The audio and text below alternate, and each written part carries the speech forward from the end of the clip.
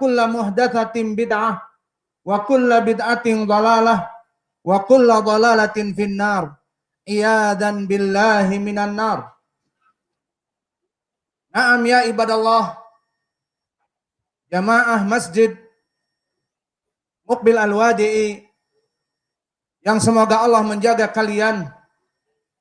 Ketahuilah bahwa sungguhnya Allah Jalla wa'ala memerintahkan bagi kaum muslimin yang telah menuntut ilmu dan mengamalkan sebagai realisasi dari ilmu tersebut, maka diperintah untuk berdakwah fi sabilillah, berdakwah dengan ilmu dan amalnya.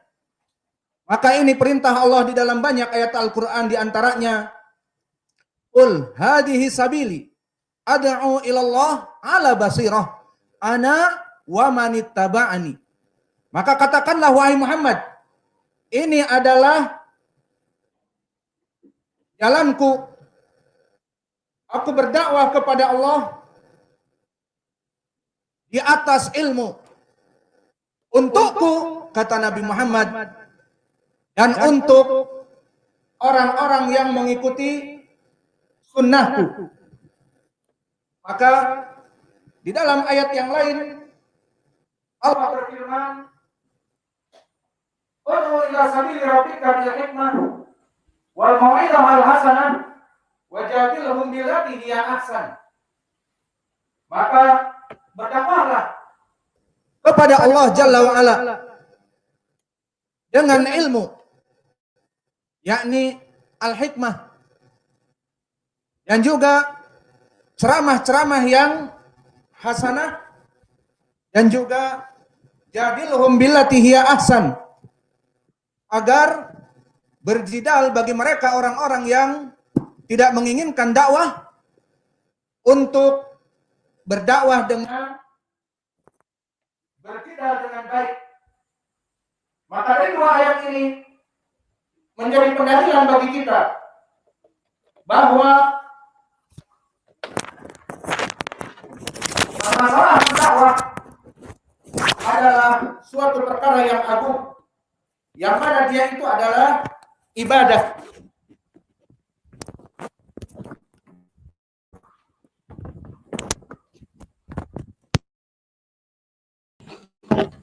Maka karena dia adalah ibadah, maka semuanya harus dari perkara-perkara yang sunnah.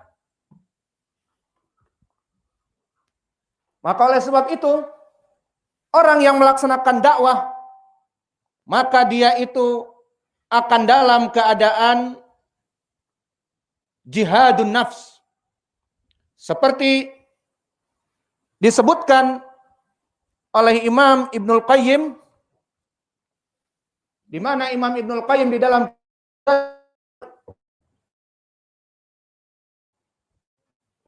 permasalahan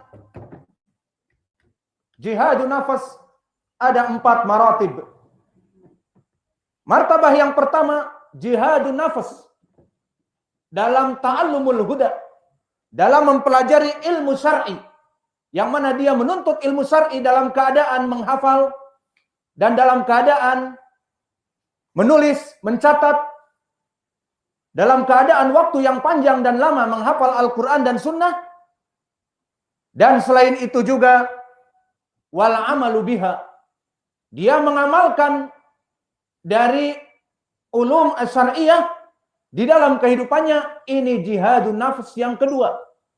Dan jihadun nafs yang ketiga, setelah memiliki ilmu dan mengamalkan di kehidupan seharinya, juga melaksanakan dakwah kepada Allah.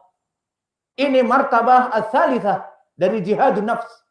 Dan martabah yang keempat, yang lebih keras dari itu adalah sabr alal adza fihi, yang mana dia bersabar dari musuh-musuh dakwah. Yang mana musuh-musuh dakwah sangat banyak sekali. Dan musuh-musuh dakwah akan selalu datang di saat seseorang mendakwahkan amantu billah tsumma istaqim.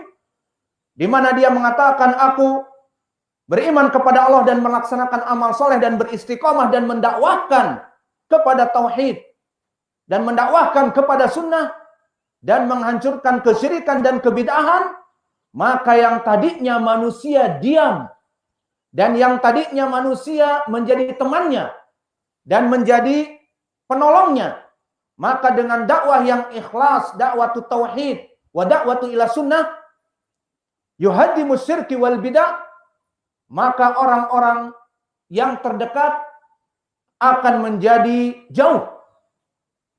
Wal ashab wal aqriba yabta'idun bi kalimati at-tauhid was sunnah. Maka yang tadinya dekat akan menjadi jauh. Dan yang tadinya mendukung dakwah bisa jadi memusuhinya. Karena ini sudah menjadi sunnatillah. Maka oleh sebab itu, jihadun nafas yang keempat adalah bersabar di saat kita mengalami musuh-musuh dari dakwah kita. Yang mana musuh dakwah dari luar, dari orang-orang kafir wal musyrikin, au minad dakhil dari kaum muslimin, wa kadzalika min akhasil akhas dari as-salafin ataupun dari ahli sunnah, yang mana dia itu memusuhi dakwah karena adanya ikhtilaf dan dikarenakan asyaiton at-tahrish bainahum. Seperti disebutkan di riwayat oleh Imam Ahmad dari Ibnu Umar, berkata Rasulullah sallallahu alaihi wa ala alihi wasallam, fa inna syaitan qad ya'isa an yu'bada fi jaziratul arab walakin at-tahrish bainakum walakin at-tahrish bainakum. Maka di hadis yang sahih ini disebutkan bahwa syaitan telah berputus asa untuk kembali disembah seperti di zaman jahiliyah. Disembah syaitan dan iblis. Ini iblis sudah putus asa di Jaziratul Arab untuk disembah seperti zaman kufar Quraisy. Walakin akan tetapi syaitan mengganti from the plan A kepada plan B. Dari rencana pertama membuat kesyirikan gagal, maka membuat rencana plan B yang kedua. Apa itu? Kata Nabi, at-tahrish bainakum. Maka akan dijauhkan sahabat-sahabat sesama ahli sunnah. Akan dijauhkan saudara-saudara seikhwah sesama ahli sunnah, sesama kaum muslimin bersifat umum, maka akan dipecah, dicerai-berai, dikotomi, dikarenakan tahrish minasyaiton. Dan jika kita rujuk, perkaranya adalah perkara sepele. Karena salah paham, ada mutabayyun, tidak mau bertabayun, tidak mau cross check, mendengar cerita dari manusia, kemudian dihukumi. Maka sebetulnya tahrish syaitan ini mudah untuk dihancurkan. Dengan apa? Al-amru syura bainakum. Dengan melaksanakan musyawarah, dengan melaksanakan cross check dan tetap bersatu dalam dakwah, maka akan selesai. Namun perkara ini dibuat oleh syaitan menjadi sukar untuk bertemu.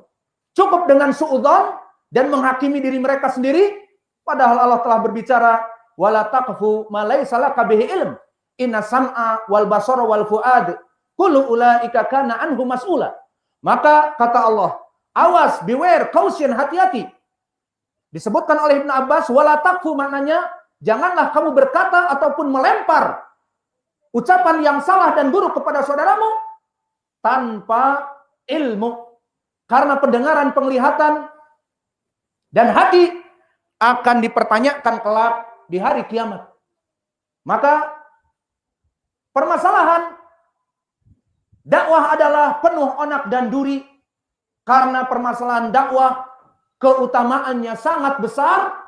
Dan tidaklah Allah memberikan keutamaan yang besar ini dengan berleha-leha dan mudah-mudah, kecuali penuh onak dan duri, penuh linangan air mata, dan penuh banjir darah di dalam kaki-kaki kita di saat melangkah, dikarenakan onak dan duri yang ada pada badan dakwah tersebut. Maka dari keutamaan dakwah yang menyebabkan dakwah itu dipenuhi onak dan duri bagi orang-orang yang ikhlas, yang pertama, dia hidup di dunia akan dikecualikan dari laknat dan dari kerugian yang besar.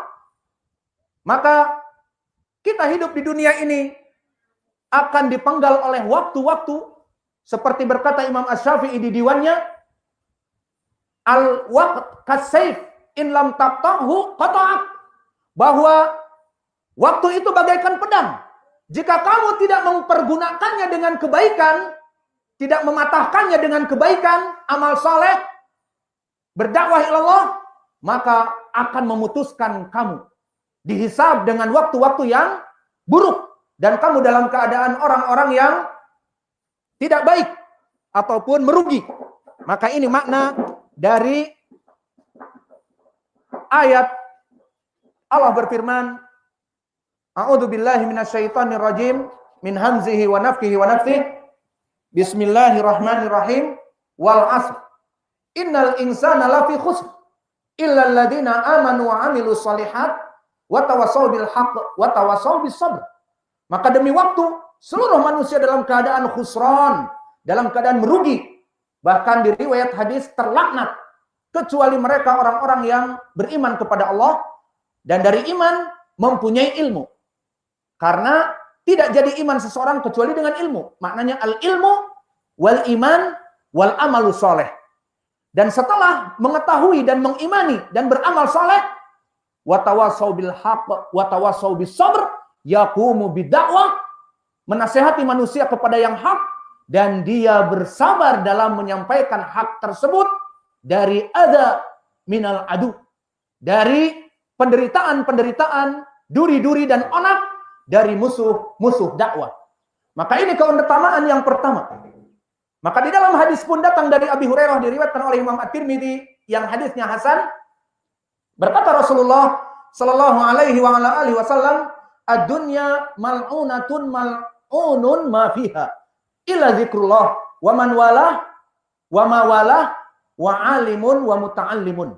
Bahwa sungguhnya apa yang ada di dunia ini sangat buruk, terlaknat, kecuali mereka yang sibuk di dalamnya dengan zikir kepada Allah dan peribadatan kepada Allah secara umum, dan juga alimun wa muta'allimun, dan dai-dai yang berilmu yang mengajari manusia kepada kebaikan, dan juga orang-orang yang menuntut ilmu agar dia selamat dari kehidupannya di dunia dengan ilmunya. Maka semuanya ini dalam keadaan dicatat waktu-waktunya dalam keadaan kebaikan dan tidak dilaknat hidup di dunia ini, dan mereka bukan dari kelompok yang khusranun mubin. Dan begitu pun keutamaan yang kedua, dimutlakkan oleh Allah sebaik-baiknya ucapan yang keluar dari mulut Bani Adam adalah sebaik-baiknya ucapan yang keluar dari para da'i ilallah, yang dipenuhi dengan Al-Quran dan Sunnah dan hadis-hadis yang sahih. Maka Allah berfirman, wa man ahsanu qawlan mimman da'a ilallah wa amila salihah. Maka maknanya, wa man ahsanu, man huna istifham bimakna ingkari, bimakna laisat, jangan diartikan apakah tetapi laisat.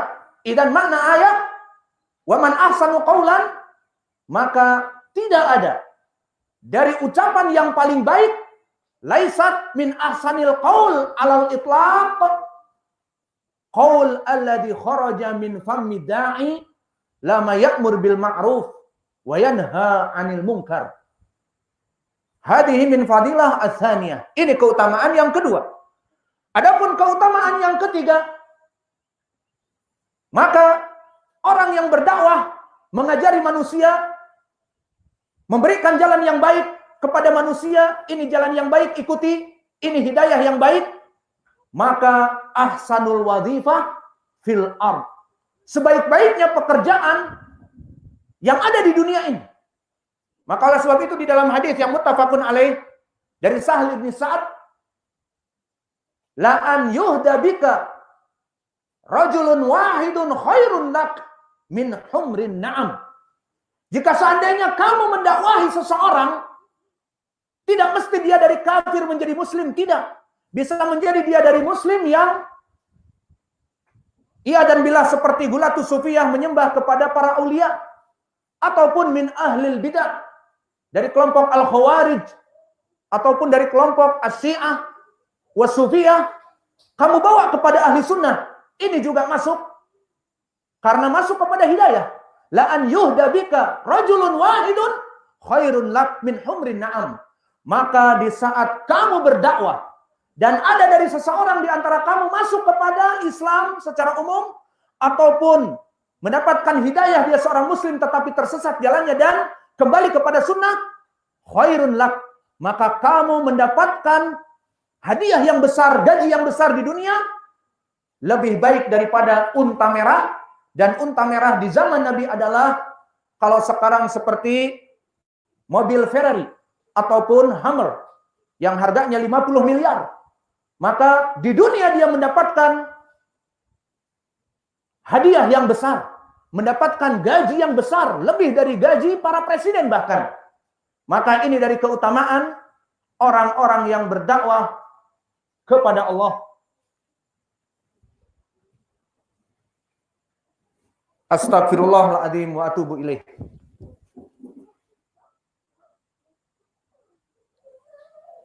Bismillah. Alhamdulillah.